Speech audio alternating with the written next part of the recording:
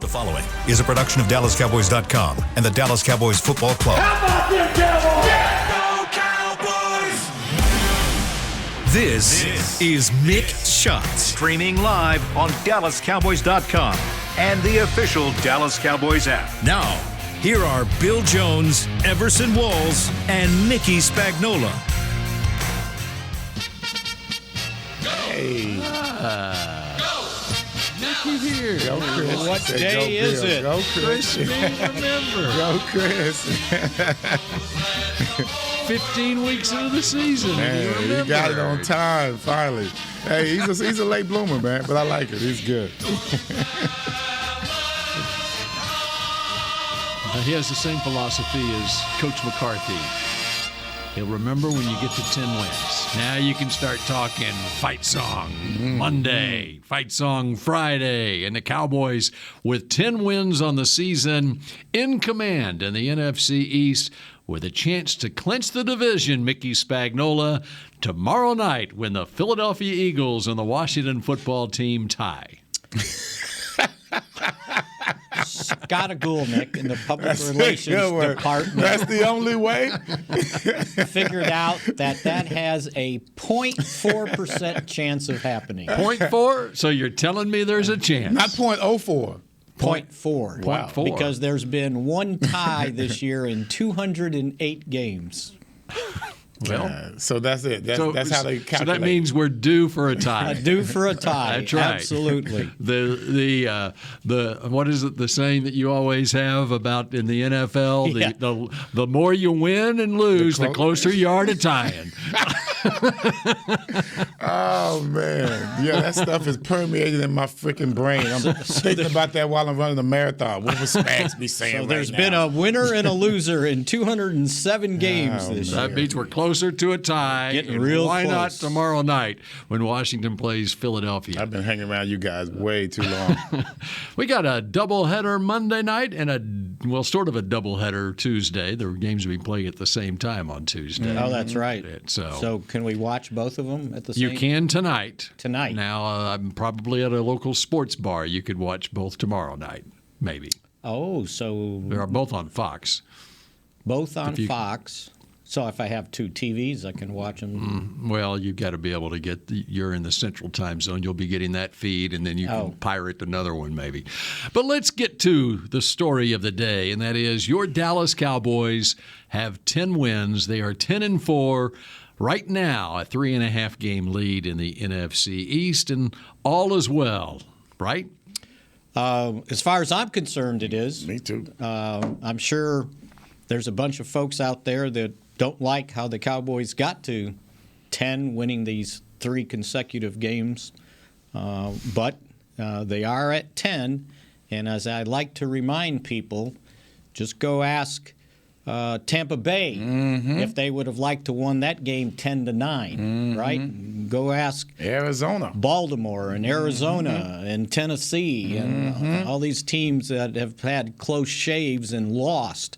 You'd rather win however you can win in these close games in December and get to 10 wins, which is the most wins the Cowboys have had. And the second, they had 10 in 2018, won the division. They had 13 in 2016 and won the division. And they had 11 in 2014 and won the division. So if you look at what the Cowboys have done over the last 8 years, they've won 4 division titles. Or I'm assuming they're going to win this one. That's more than any other team in the NFC East during that period of time. So I know all the woe is us. We haven't won a Super Bowl, but it hasn't been all, just disaster. And how about this? I found this little stat during the timeouts, the breaks of the game. I started researching it. You weren't at the game. You were at home. I was at home. Okay. Or here. Right. Okay. Yeah. This is like this home. is home. Yes. Yeah. The last time the Cowboys won 3 consecutive games, all played on the road in a single season, went 3-0. 1969 Wow. was the last time. They've played 3 consecutive games, week by week by week, on the road 11 times, and only 3 times have they won them all. This was the third. The first was 1964, and then the second time, 1969. Dang, so I couldn't do it, huh? No. In 83, I believe you went 2-1. Mm-hmm.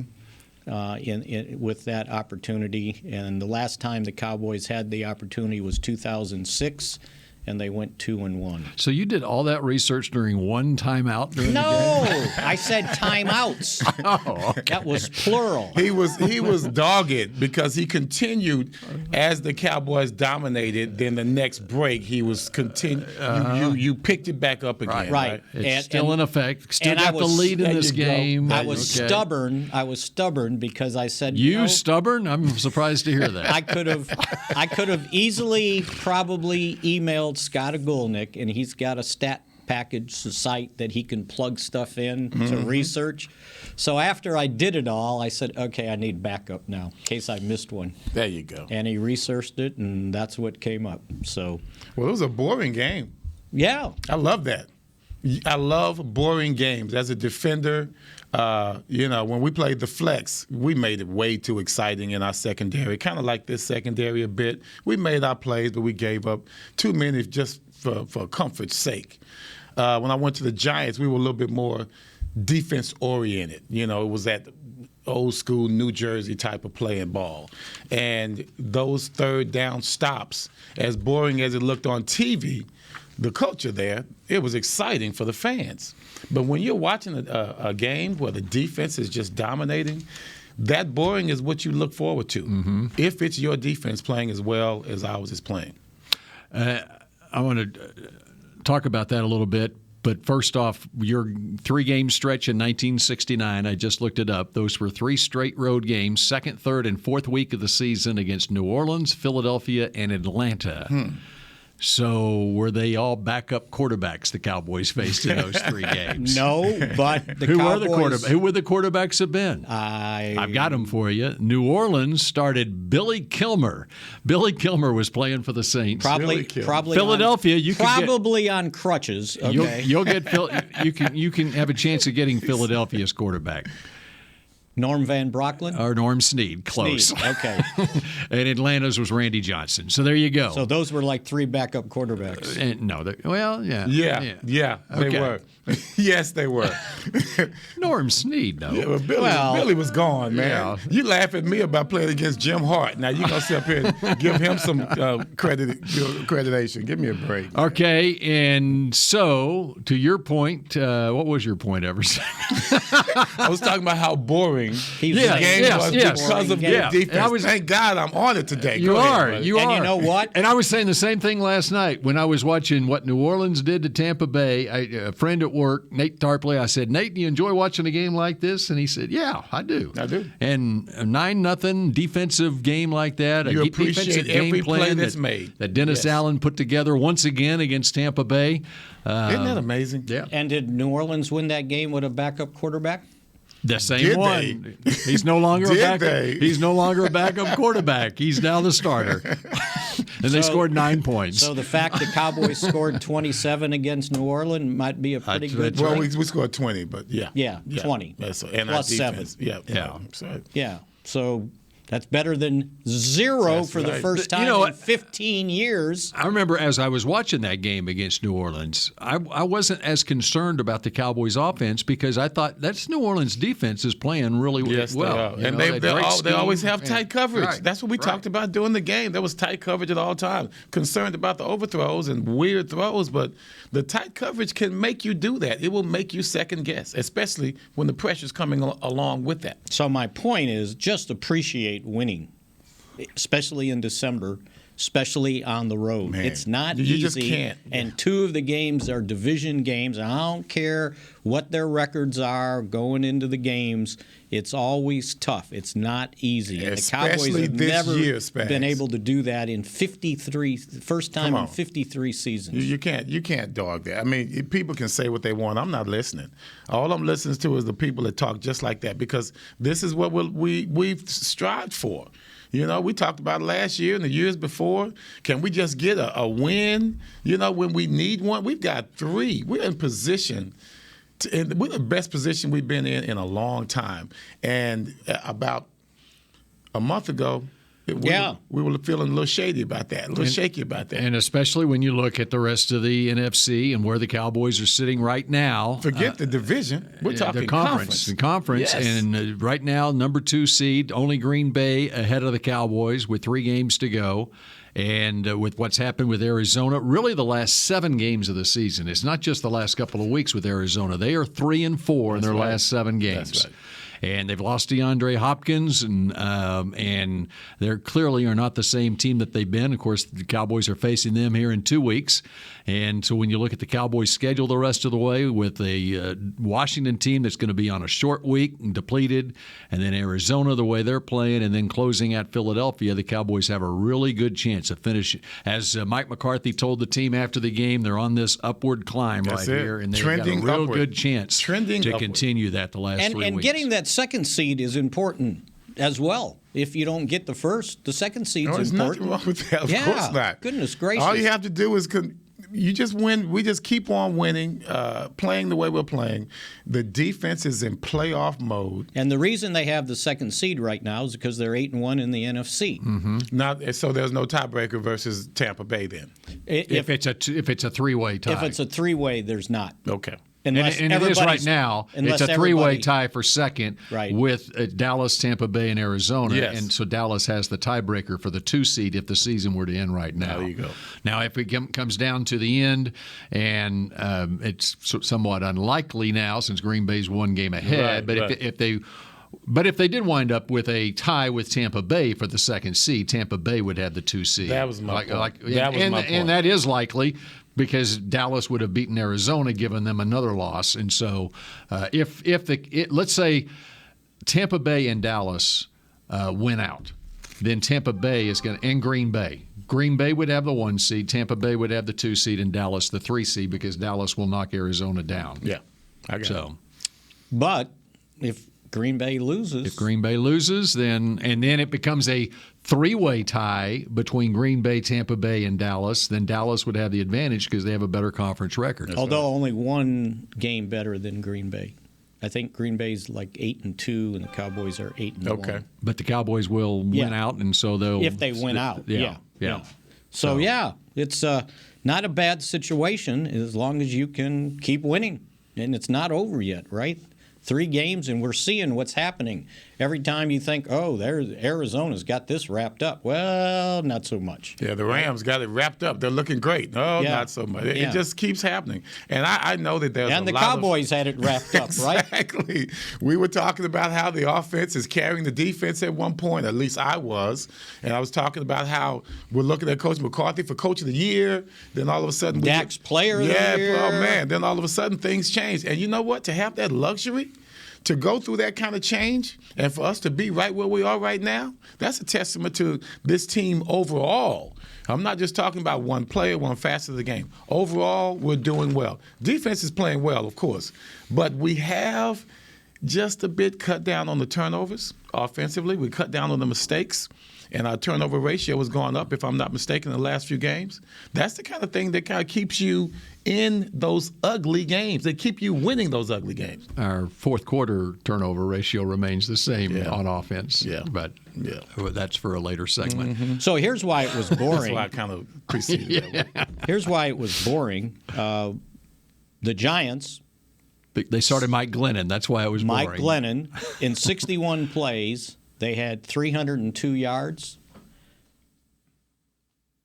In 3 plays of that 302, they had 110. Mm-hmm. So if you take 3 away, 58 plays for 182, and then the Cowboys give up 28, 36, 31 plus 15 on a horse collar tackle, which is 46. Yeah. So 3 plays ended up with more than a third of their yards.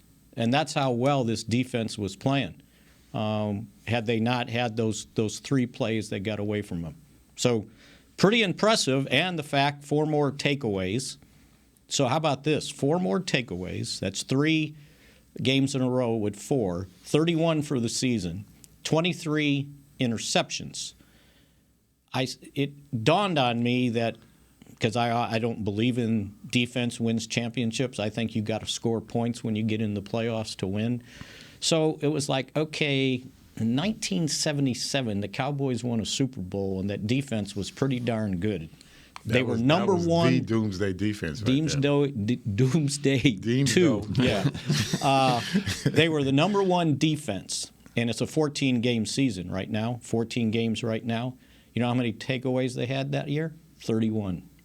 21 interceptions. Was that Mel's 10 interception year? 77. Probably not, because it was on the 11. Maybe that was on his last legs. Yeah. No, he was. It was probably around the time they played the Colts. It was the end of the 60s. Yeah. I think he had 10. So now, so 23 interceptions so far.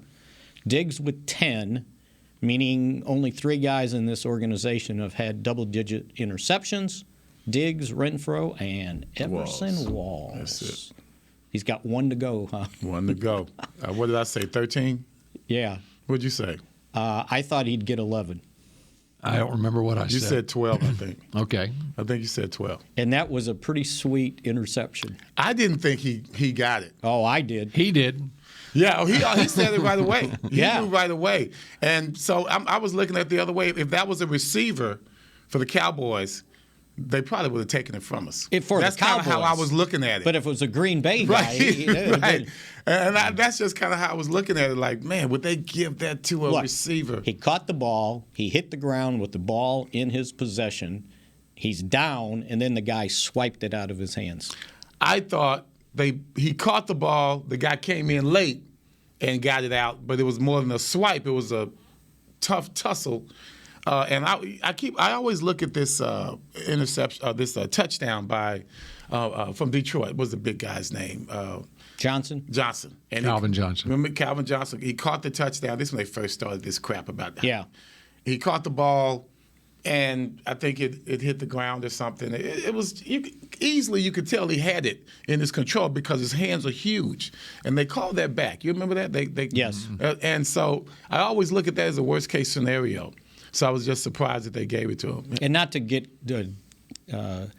off of this, but speaking of big hands, what about Barkley's catch? You saw that? That's crazy. How big are his hands? How do you palm? I can look it up.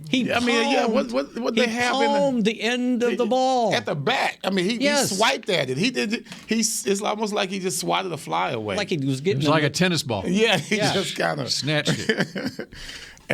But anyway, yeah. No, I thought. Hey, I'm with you. I just tried to search Saquon Barkley. I put Charles Barkley.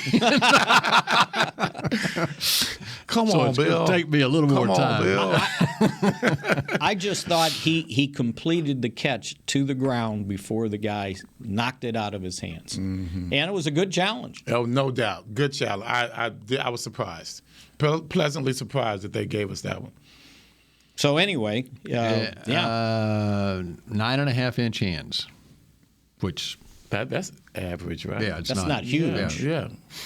Well, it is compared to mine. You know what? He's got strong hands. Yeah. Yeah. That's not a measurement of how strong your hands are. Yeah. So Diggs, 3 games to go. Wonder what the odds are in Vegas on that. Can he get 3 in 3 games? Sure. Oh, why not?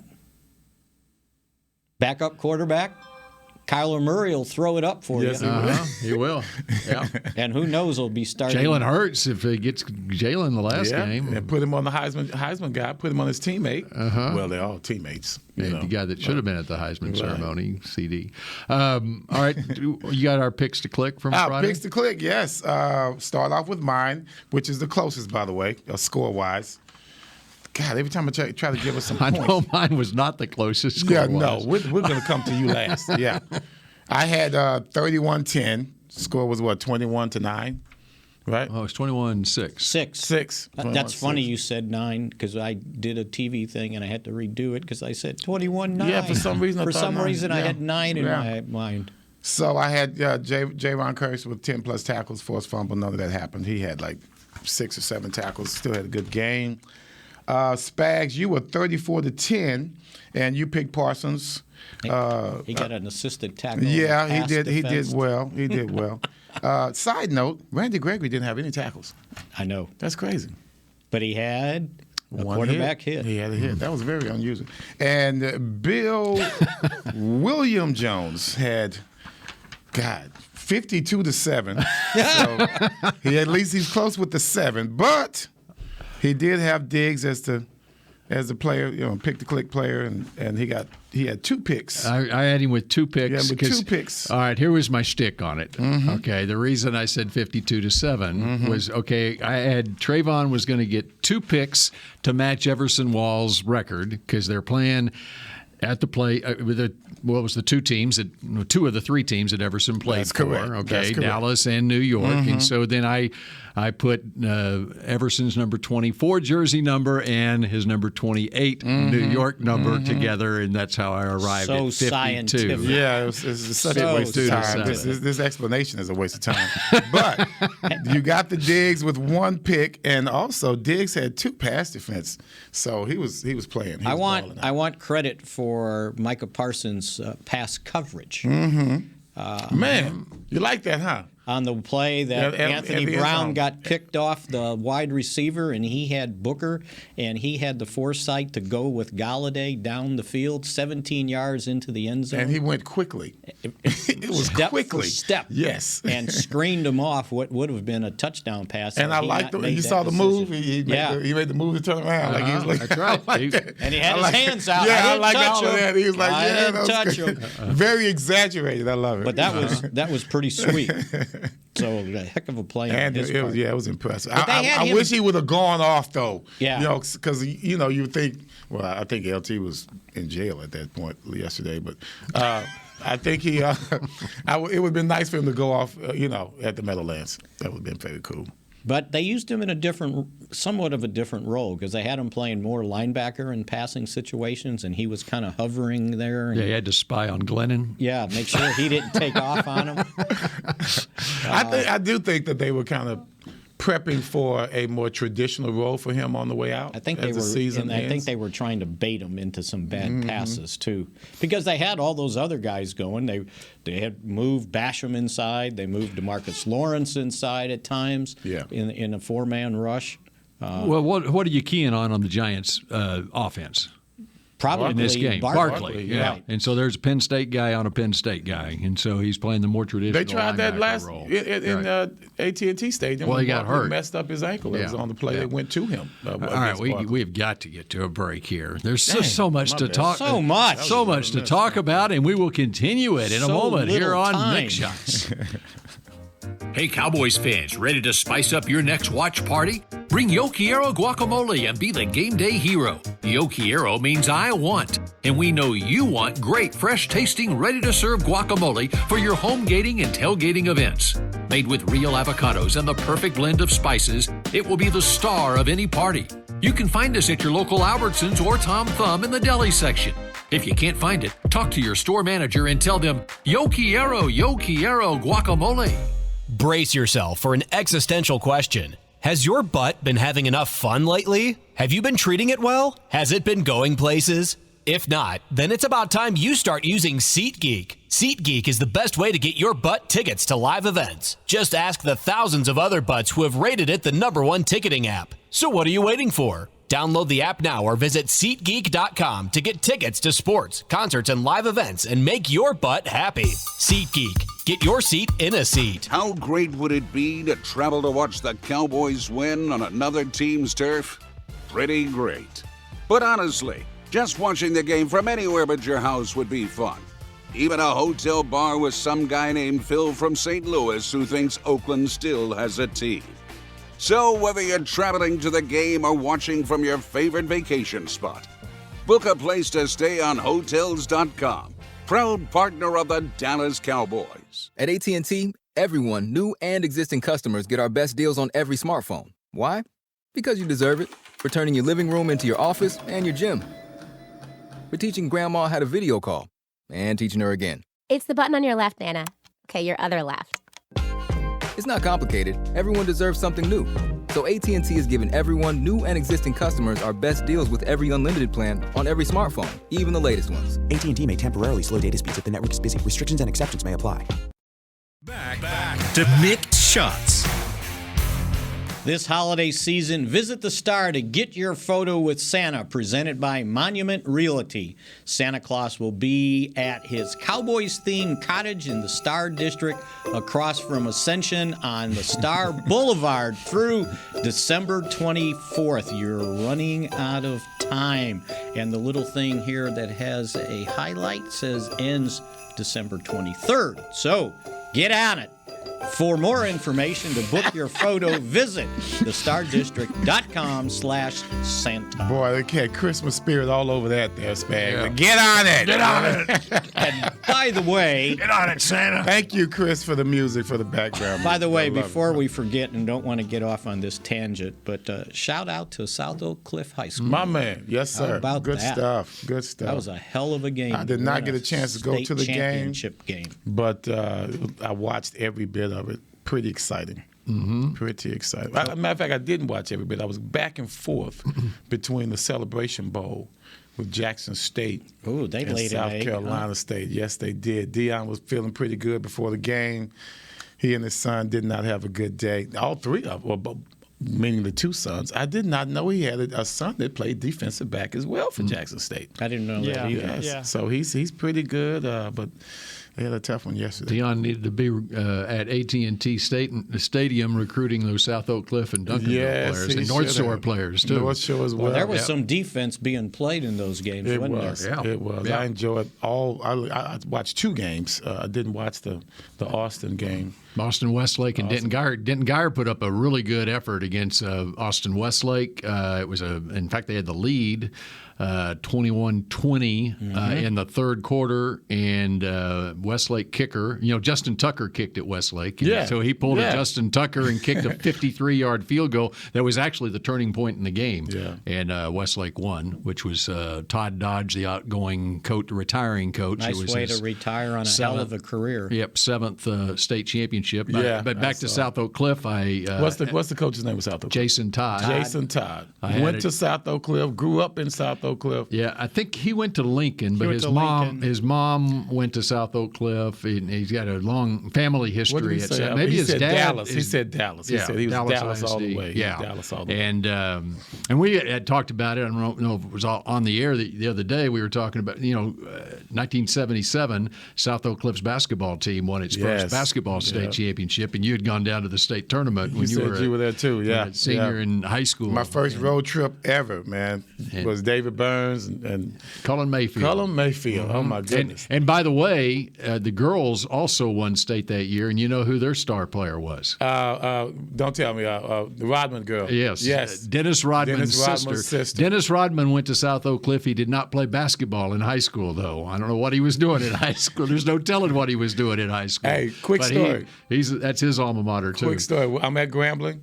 I'm about to graduate, and the La Tech. The Rodman girl went to La Tech. So they come to our campus trying to buffalo us in our dorm. That's the guts that they had. Because the La Tech girls at that time, they were winning national championships. So she was a teammate of Kim Mulkey's then? Because Mulkey would have been at La Tech. So we'll have to check that out. But they're having a parade. When's the last time the city of Dallas had a parade for a football champion? 1958. No, I'm talking for any football champion. No, he means any 96. football. 95, so 6. They're having, you mean. Yeah.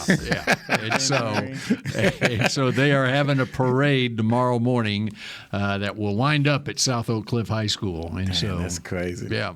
No, it's a neat story. Yeah. DISD. Shout out to Michael Downs and the late Harvey Well, you know what? Martin. It just goes to show you upgraded facilities, upgraded equipment, and it can pay off. That's right. That's right. And Okay, so Yes. where were we going next with this Cowboys team? And, one shout out from yesterday's game. He's been a little quiet here recently, but how about the game Dalton Schultz played? Yes. I loved it. Led him in receptions, 8 for 67 yards and a touchdown. And his touchdown was pretty sweet that he kept that play alive. And he ended up being, if eyes mean anything, the third look. Because he looked here, he looked there, and then he saw Schultz coming back across the middle of the back of the end zone. And, yeah. That helps solve some of your red zone issues. Yes, right? And you know what else helps solve your red zone issue? Blocking. When you can run the ball into the Blocking, end zone you have from holes 13 in the yards line. out, That helps right? a lot. Did you see that hole? That was right? beautiful, and Zeke ran it so well. I mean, he hit off of every block perfectly, and then the surge into the end zone was amazing. And Zach Martin, I don't know how he did it, but he came from right to left and then sealed off back to the right. That's the last one he needed. That was the last seal. But they ran one in the end zone. Mm-hmm. And not from 1 or 2 yards. And other than Pollard's 58, the last time they did that from that far was Zeke, 13 yards. Oh, it was like around the Giants, somewhere in that Giants Atlanta stuff the first time around. Well, when you look at what Dak is looking at every week, it's cover 2. Right, they're going to be running cover 2 with 2 safeties high until we show them that we can run the ball consistently. So now you're going to have close coverage by every defensive back that's on the wide receiver because you can be much more aggressive in a 2 safety high than 1 safety high because you are covered almost all over the field. So what is left to be open? That would be the tight end and the running back position. Those are the ones that are vulnerable defensively to cover. So that's why you've got Schultz being so prominent in these last few games that we've had because these guys, the close coverage is there for the cornerbacks. We love running crossing routes. If you're playing a 2-man, inside is your responsibility. So they're going to be close on everything. If you try to run a comeback, then we're going to be under that as a cornerback because the safety's over the top. So the running back and the tight end, they are as extremely important down the stretch until we show them that we are able to run the ball. So it was the Giants game. Zeke had the final touchdown against the Giants, 13-yard touchdown. The pass play? It says... Well, it sounds like it's a run because it doesn't say last 10-plus yards. Did he catch a pass on that? You're talking about the first Giants game? Yeah. That's when they did the high stepping in the end zone. The last touchdown? He did the high stepping in the end zone with a pass out of the backfield, I thought. There was a 13-yard run. It was a run? It was a run. Okay, so there. They also tried to run it in on 3rd and 8 at the 11-yard line, up 6-3 in the second quarter, and that did not fare as well. Well, because they were going to have two plays to pick it up. They were going to go for it on 4th down. And they didn't only picked up 2 yards. They picked up 3 yards. 3 yards. It's created a 4th and 5. So if it was 4th and 3, they would have gone for it. They were hoping that they would get closer to like a 6-yard pickup instead of a 3-yard pickup on the run. Exactly. And that's what he said after the game, by the way, that was the idea. It was a two-play deal, and they didn't pick up any yards. And so it's like, okay, let's kick the field goal. Well, what about at the end of the half? Same thing. Everyone's, on his case again, talking about how we could have managed it better. Dak seemed like he wanted to call that timeout before the half to just take one more shot. And he basically said no. Yeah. It wasn't like, I don't know what to do. No, he said he no waved right him away. off because he wanted the 3 points. He didn't want to see That was a gift. DeMarcus Lawrence gave him a gift by punching the football out from Barkley with 41 seconds left in the half. And so you have to come away with points there. You can't especially since the Giants were going to get the ball. Right. To start. So, but at the time, if I'm not mistaken, there were 10 seconds left after the when they spotted the ball. You don't think they can get one play in 10 seconds, take a shot in the end zone, and see what you can do. Got him on the ropes. What if you get sacked and fumble? Could be. I think he was playing. Here's what he kind of explained it. It's like he didn't say this, but here's what he's thinking. All right, I got 3 points here. This team is not going to score much, if at all. Oh, you know he has confidence in his defense. And I'm There's no doubt about it. I'm playing to the defense, right? And see, and that's where the whole analytics thing comes into play there. Right. You have to factor in everything, including especially the opponent. And does that opponent have the ability to score? Do they threaten you at all? Yeah. And so go ahead and just get the points and get enough of a lead on them, and to where. Let's look at this as well. I'm glad you mentioned that. So could you say that offensively, we are being a lot more conservative, considering how well our defense is playing, considering who we play? I think he's playing to the defense and playing to who you're playing, and knowing that that wind is pretty tough, and it's probably hurting the passing game too, trying to throw deep. But yeah, he had time. He could have called timeout and got one more play in. And he did this before. I can't remember which game it was. And he decided, no, let's just kick the field goal and get out of here and go up 15-3 instead of messing around, and maybe it's 12-3. And they get the ball and a touchdown and 2-point conversion, and now it's 12-11. So on the extra point, you guys know about the drawbridge. I told you about the drawbridge. Yeah, right? I think the drawbridge is goodness gracious. That's like, oh no, we're gonna go this way. It's like it took a 90-degree right I had turn. to tweet it. That drawbridge, guys. I know that, and it was on that end of the field as well. That's the open area of the stadium. So it's too funny. Different end of the field from where on the other end, there's no opening. Yeah, right. There is no opening. On this end, that's where the opening is, and that's where the breezeway can be caused. So not calling the timeout doesn't give them the opportunity to change the drawbridge. Well, see, there you go. There you go. You want to do it quick. We need to go ahead and kick it now. Don't give them the chance to affect the win. Well, no, they ran it down to 3 seconds. Right. It's too funny, man. All right, we continue with more Mick shots in a moment. The Medal of Honor is our country's highest military award for valor in combat. More than 40 million individuals have served in the armed forces since the Civil War. Fewer than 4,000 have received the Medal of Honor. The National Medal of Honor Museum will be a place to preserve these legacies and inspire America. It's being built right next door to the Dallas Cowboys in Texas. Help us honor our country's greatest heroes. Learn more and get involved at mohmuseum.org.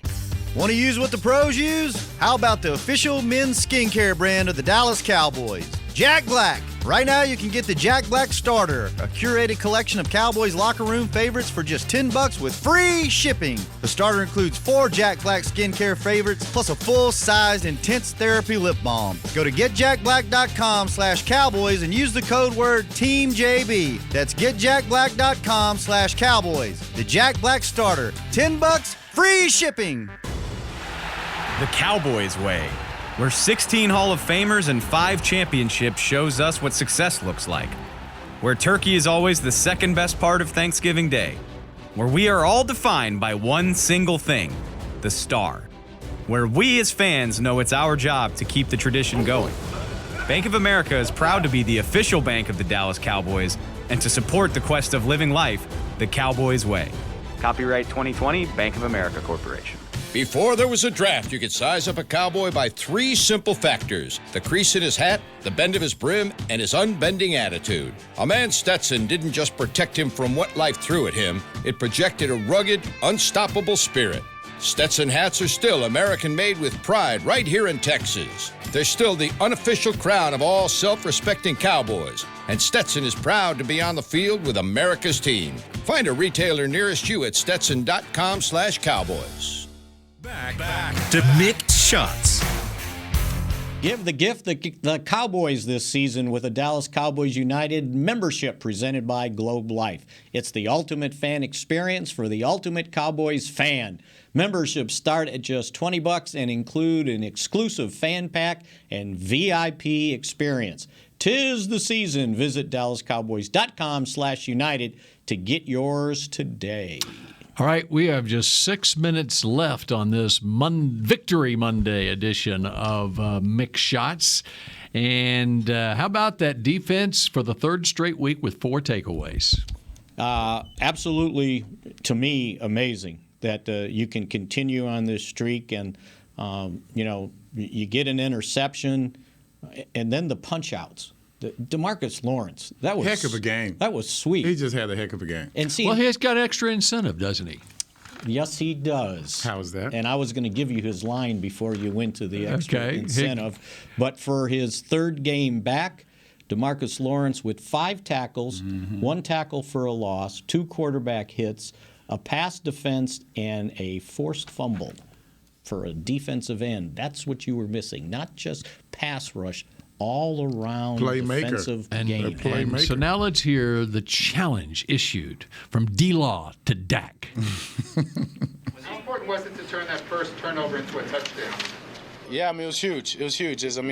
Wish we would have turned all of them into touchdowns, obviously, as I say, but it was huge. We have a little bet going on. I'll let everyone know defense is kicking our ass, but it's turnovers versus touchdowns that we created this week, and they obviously won this one, but we'll make sure that they carries over. And, they're doing a great job getting the ball.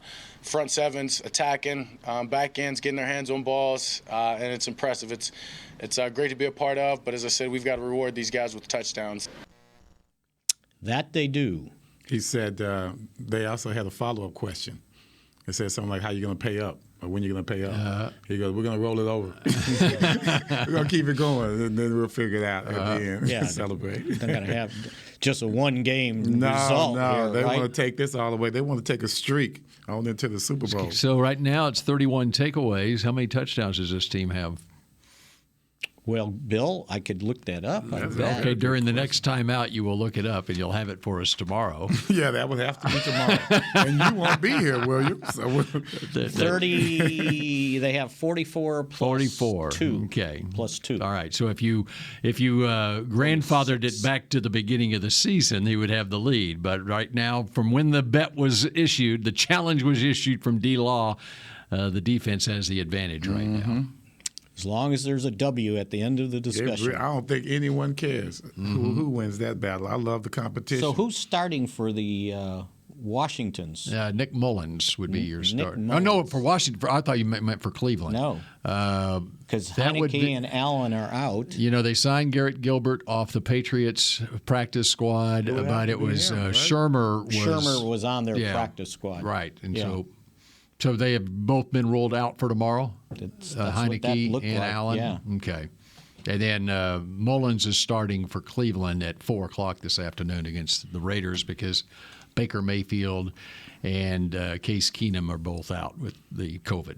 I gotta go home and get ready for the game, man. I got to go watch the game. I'm loving this. If I was the Cowboys, I'd just tell Cooper Rush to just go lock yourself in the house. You don't need to practice. You can Zoom into meetings. Don't be here. Don't let anybody in your house, and just stay safe. Okay. You want to talk CD briefly? Yeah. Last couple of minutes. You know, our good friend Nate Newton compares a drop pass to a turnover. And he had 4 of them. Man. Was it 4? I believe so. I know. One of them was 6. Okay, it looked like 6 the sun was in his eyes. That's right. Yeah, that was the bubble screen. And then the other ones, it's like he's trying to run with it and do something fancy before he catches it. Just catch the ball. And you know what? He admitted it. Trying to do too much. And see, that's where, if you look at this team as we go down the stretch, the leadership has to be strong because you have young players on this team. And we forget that. We do forget that because they're operating at such a high level right now and they're working together as a nice young group. But there are times when you need a veteran out there to right the ship when things start going wrong. And there are times when a young team, especially defensively, they may not be able to wrap their head around the game plan against them. and to be able to make the adjustment to come back. That worries me a bit as we go down the stretch. It happened to us in 81, and it could happen to this team as well. The youth in the secondary can sometimes we can be overwhelmed at times, and you have to be careful with that. Let's hear what CD had to say about the drops. How did you feel you played today? You had a couple of... No, I played terrible. To be honest, it's no, you know what I'm saying? I feel like I could have played better. Had 3 drops, something like that. Yeah, I feel like I could have played better. And he could have. And he ended up, I mean, what did he finish with? 6 catches for 50 yards, a couple sweet runs that he turned in short passes that wouldn't have been a first down into first downs. So, you know, give him credit there, but it could have been more. Breaking news from Tampa Bay. Buccaneers wide receiver Chris Godwin out for the season. Torn ACL. They thought it was an ankle at first. And they thought it was an MCL. Yeah. And now they probably had an MRI today, torn ACL. So no playoffs. Did you see it? I did. What do you think of it? It's the consequences of the rules themselves. It's just the way it is. You don't want to get I mean, these guys have to go low. You'll catch a receiver when you're trying to hone in on him, and the receiver might go down to catch a ball. All of a sudden, you think you have a safe hit in his torso, and you're making a headshot. So DBs now, they're just playing it safe, and they're just staying as low as they can get so that they won't have any more unnecessary infractions. Was there a report on Sterling Shepard? Achilles. I knew it. I saw it. I knew it. Come on. You know he knows. I saw where Did he yours grabbed. start hurting as well? Yeah, I saw where he grabbed, and they were like, I don't know. Yep. And it's like, no contact. He tore his Achilles. You know what that reminds me of? Like when the guy gets hit down low. Yeah. And we all feel it. Yeah, right. That was you. That Achilles went, and you felt it, didn't you? And I said, you know what? I finally took my little kneel-down scooter out of the room where I had it and put it in the garage, and I was thinking, if he needs one, I could help him out. I think he's 28 years old. And he's had a couple. He's an old 28. Didn't he miss all last? He missed last year he's with had an some injury. issues. His everything's lower legs. Excellent kid. Yeah, and really has made the most of his abilities and so forth. And you really hope that he can come back from it. But at 28, I mean, it's not ancient. It's not ancient at all. But like you say, he's got a lot of wear and tear. KZ came back. Hooker came back. Yep. And they both did it within a year. So. KZ came back quicker than Hooker did, as far as so. And Hooker actually, I saw him make plays. No, he had that might have been his best game, right? He had the interception. And so his best game, for KZ, his occurred in October, and he was back playing the next season. And but for Shepard, it happened here in December, and so he's going to be very much in question. I don't know what his contract status is, for whether he's a free agent or what, but. Side note, I knew his mother. Yeah. She passed. She lived in Odessa. My relatives live in Odessa. Her older brother, Tony Ford, was an amazing football player in Odessa. And they're legends in the Shepard family. Yes, yes. Brothers Daryl and Woody Shepard were great football players as well, or his uncles. That would be Sterling's uncles, but Derek, his dad, was the youngest of those Shepards, whatever. And, of course, Derek died tragically playing racquetball when he was an assistant coach at the University of Wyoming. So Shepdog. Yeah, and of course he played for the Cowboys. Which is amazing. They've been through a lot. Because when we were back at the ranch and he was with the Cowboys, it was in the off season. And remember the racquetball courts there? They needed a fourth, right? And I came walking by and Shep goes, "Come on, man, you're playing." I go, "What do you mean I'm playing?" He goes, "You're playing." I said, "I didn't got any tennis shoes on." He goes, "Just take your shoes off, play with your socks on." So I did, right? And he took over the game for us, and we had no problems. Yeah, he was that good. Yeah, he was that good. He was a hell of an athlete. As a matter of fact, when I interviewed Sterling at the Senior Bowl, I told him the story about me and your dad playing racquetball together. Yeah, that's cool. Yeah. And one other note before we get out of here, Jalen Smith has now been signed for the rest of the season. 4 tackles got him a job. That's right. He did not practice with the Giants in plays against his former team. They were so mad at him because he was having too much fun out there with the Cowboy players. Like it was practice or something. So he gets 3 more checks in the next 3 weeks. That is tough. So That's good for him, though. That's good for him. He'd just be glad that they ran the ball 30 times. Yeah. They didn't get him isolated in coverage. Mm-hmm. All right, we'll let Mickey go off more on that tomorrow on the next edition of Mick Shots, and we will chat at you later. Go Cowboys. This has been a production of DallasCowboys.com and the Dallas Cowboys Football Club. How about this, Cowboys?